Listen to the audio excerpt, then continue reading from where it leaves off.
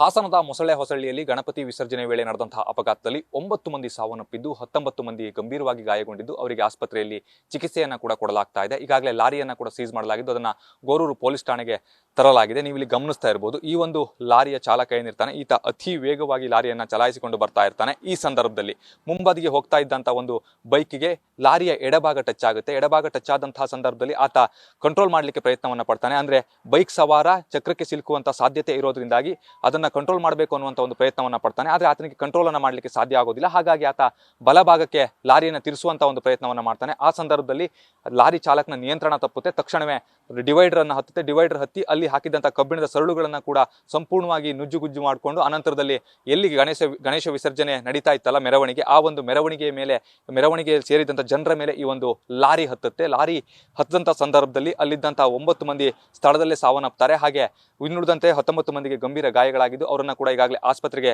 ದಾಖಲಿಸಲಾಗಿದೆ. ಚಿಕಿತ್ಸೆಯನ್ನ ಕೂಡ ಕೊಡಲಾಗ್ತಾ ಇದೆ. ಇಲ್ಲಿ ಲಾರಿ ಚಾಲಕ ಸಾಕಷ್ಟು ವೇಗವಾಗಿ ಲಾರಿಯನ್ನು ಚಲಾಯಿಸಿದ್ದೇನಿದೆ ಅದು ಸ್ಪಷ್ಟವಾಗಿ ವಿಡಿಯೋದಲ್ಲಿ ಗೊತ್ತಾಗ್ತಾ ಇರುತ್ತೆ. ಹಾಗೆ ಆತನಿಗೆ ಲಾರಿಯನ್ನು ಕಂಟ್ರೋಲ್ ಮಾಡಲಿಕ್ಕೂ ಕೂಡ ಸಾಧ್ಯ ಆಗಿರೋದಿಲ್ಲ. ಹಾಗಾಗಿ ಈ ಒಂದು ಅಪಘಾತ ಸಂಭವಿಸಿದೆ ಅಂತ ಹೇಳ್ಬೋದು. ಅಂದ್ರೆ ಲಾರಿ ಚಾಲಕ ಏನಾದರೂ ಕುಡಿದಿದ್ನ ಅನ್ನೋದ್ರ ಬಗ್ಗೆ ಕೂಡ ಈಗಾಗಲೇ ಪೊಲೀಸರು ಪರಿಶೀಲನೆಯನ್ನ ಮಾಡ್ತಾ ಇದ್ದಾರೆ. ಆತನನ್ನ ಮೆಡಿಕಲ್ ಅನ್ನ ಮಾಡಿಸ್ತಾರೆ. ಮೆಡಿಕಲ್ ಮಾಡಿಸಿದಂತಹ ವೇಳೆಯಲ್ಲಿ ಏನಾದರೂ ಆತ ಮದ್ಯ ಸೇವನೆಯನ್ನ ಮಾಡಿದ್ರೆ ಅದು ಕೂಡ ಈ ಒಂದು ಪ್ರಕರಣದಲ್ಲಿ ಆ ಒಂದು ಸೆಕ್ಷನ್ ಕೂಡ ಆಡ್ ಆಗುತ್ತೆ. ಅಂದ್ರೆ ಡ್ರಿಂಕ್ ಅಂಡ್ ಡ್ರೈವ್ ಮಾಡುವಂತಿಲ್ಲ. ಆತ ಡ್ರಿಂಕ್ ಅಂಡ್ ಡ್ರೈವ್ ಮಾಡಿದ್ರೆ ಆ ಒಂದು ಸೆಕ್ಷನ್ ಅನ್ನ ಕೂಡ ಆಡ್ ಮಾಡಿ FIR ಅನ್ನ ದಾಖಲಿಸುವಂತ ಒಂದು ಕೆಲಸವನ್ನ ಪೊಲೀಸರು ಕೂಡ ಮಾಡ್ತಾರೆ. ಈಗಾಗಲೇ ಲಾರಿ ಚಾಲಕನಿಗೂ ಕೂಡ ಸಣ್ಣ ಪುಟ್ಟ ಗಾಯಗಳಾಗಿದ್ದು ಆತನಿಗೂ ಕೂಡ ಚಿಕಿತ್ಸೆಯನ್ನು ಕೊಡಲಾಗ್ತಾ ಇದೆ ಅನ್ನುವಂಥ ಒಂದು ಮಾಹಿತಿ ಏನಿದೆ ಅದು ಕೂಡ ಲಭ್ಯ ಆಗ್ತಾ ಇರುವಂಥದ್ದು. ಈ ಒಂದು ಪ್ರಕರಣದಲ್ಲಿ ನಾವು ಗಮನಿಸ್ತಾ ಹೋದ್ರೆ ಲಾರಿ ಚಾಲಕನ ನಿರ್ಲಕ್ಷ್ಯ ಏನಿದೆ ಅದು ಎದ್ದು ತೋರುತ್ತೆ ಅಂತಾನೆ ಹೇಳ್ಬೋದು.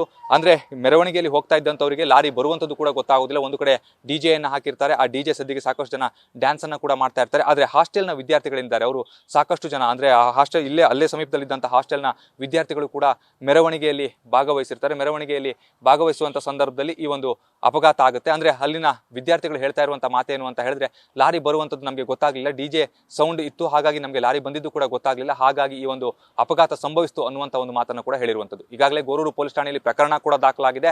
ಆರೋಪಿ ಚಾಲಕನನ್ನ ಕೂಡ ಈಗಾಗಲೇ ಬಂಧಿಸಲಾಗಿದ್ದು ಹೆಚ್ಚಿನ ವಿಚಾರಣೆಯನ್ನ ಕೂಡ ಮಾಡ್ತಾ ಇದ್ದಾರೆ. ಕ್ಯಾಮರಾ ಪರ್ಸನ್ ಪ್ರವೀಣ್ ಜೊತೆ ಪ್ರಜ್ವಲ್ ನಿಟ್ಟೂರ್, ನ್ಯೂಸ್ ಫಸ್ಟ್, ಹಾಸನ.